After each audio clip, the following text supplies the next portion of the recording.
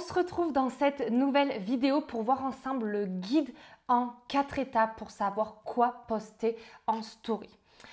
Avant toute chose, ce qu'il faut que tu comprennes sur Instagram, c'est que tu as ton feed. C'est le premier contact avec tes potentiels clients. Donc, il faut faire en sorte de faire passer ton message de façon cohérente, d'apporter de la valeur. C'est ce que moi j'appelle en fait la vitrine de ton magasin.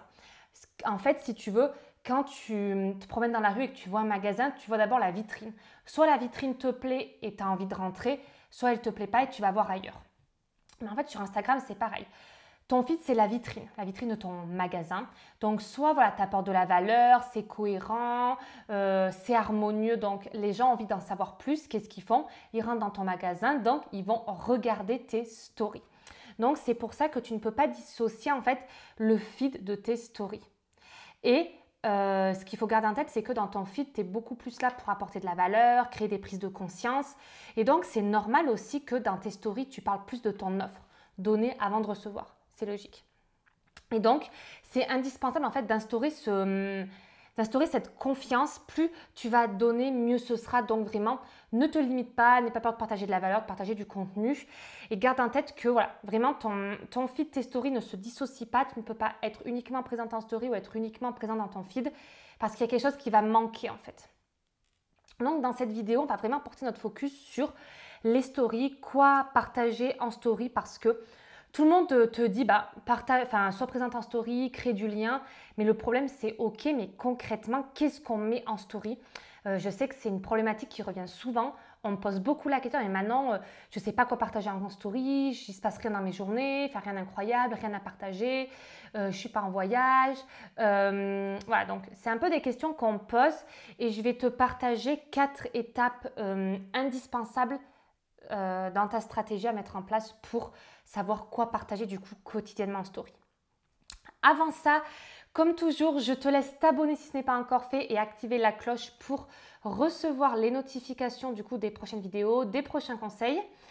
Et du coup, première étape dans ce guide, c'est une chose essentielle à mon sens, c'est déjà d'être authentique, d'être toi-même. Ne cherche pas à vouloir avoir un discours qui paraît trop professionnel si c'est pas ton objectif. Voilà, tes abonnés ont vraiment besoin de connecter avec toi, avec qui tu es vraiment, de connaître tes valeurs, de connaître tes convictions, de vraiment s'imprégner de toi, de qui tu es, de ce que tu fais. Et ce que je veux te rappeler aussi, c'est que l'objectif, c'est d'attirer à toi des personnes qui te ressemblent. Donc, si tu n'es pas toi-même, si tu joues un rôle, si tu mets un masque en fait à chaque fois que tu es devant tes stories, tu ne vas pas attirer à toi des bonnes personnes ou du moins des personnes qui te ressemblent.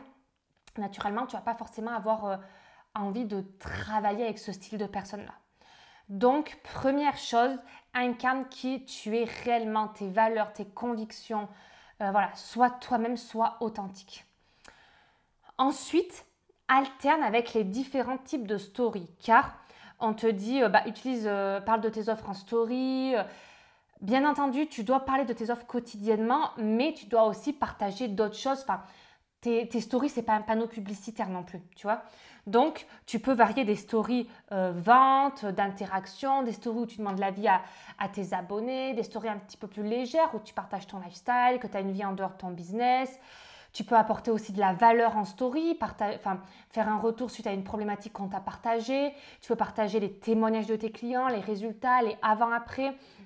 En fait, il faut trouver un juste équilibre entre tout ça où je partage de la valeur, je parle de mon offre, donc story de vente, des témoignages clients, des contenus un petit peu plus légers, un petit peu plus lifestyle, des contenus un petit peu plus basés sur de la motivation, tu vois, de l'engagement. Donc voilà, il faut arriver à varier un petit peu avec ces différents formats. Ensuite, autre étape très importante, c'est d'interagir avec les autres personnes.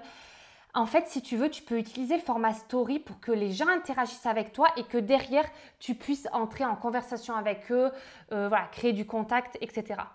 Donc pour ça, utilise tous les moyens que tu as à ta disposition en story. Boîte à questions, quiz, les emojis, les sondages. Demande-leur leur avis, fais-les participer. Il faut qu'ils sentent qu'ils font partie de ton mouvement, de ta communauté. Fais-leur vraiment vivre une expérience et fais-les participer en fait. Fais-les interagir parce que s'ils interagissent avec ton contenu, toi derrière, tu vas pouvoir du coup naturellement aller interagir avec eux. Et c'est ça aussi l'intérêt des stories. Et pour finir, j'aurais envie de te donner un conseil vraiment pépite et répondre à la question comment avoir des idées de choses à partager en story. Je vais tout simplement te partager ma méthode et comment je fonctionne. Moi, c'est très simple. Par exemple, je vais prendre ma to-do list. Aujourd'hui, je filme cette vidéo, on est vendredi 12 juillet. Ma to-do list, c'était filmer des vidéos YouTube, filmer des vidéos de mise à jour de mon programme Sales Booster, créer des newsletters et j'ai 2 call business. Et bien en fait, première story que j'ai partagée ce matin, j'ai mis une photo de ma to-do list. Deuxième story que je vais partager, c'est par exemple, voilà, je suis en call avec telle personne, de quoi est-ce qu'on a parlé, voilà, si c'est une coachée, je vais faire un point sur le coaching, de quoi on a parlé, quelles étaient ses problématiques, comment on a avancé, quels sont ses résultats.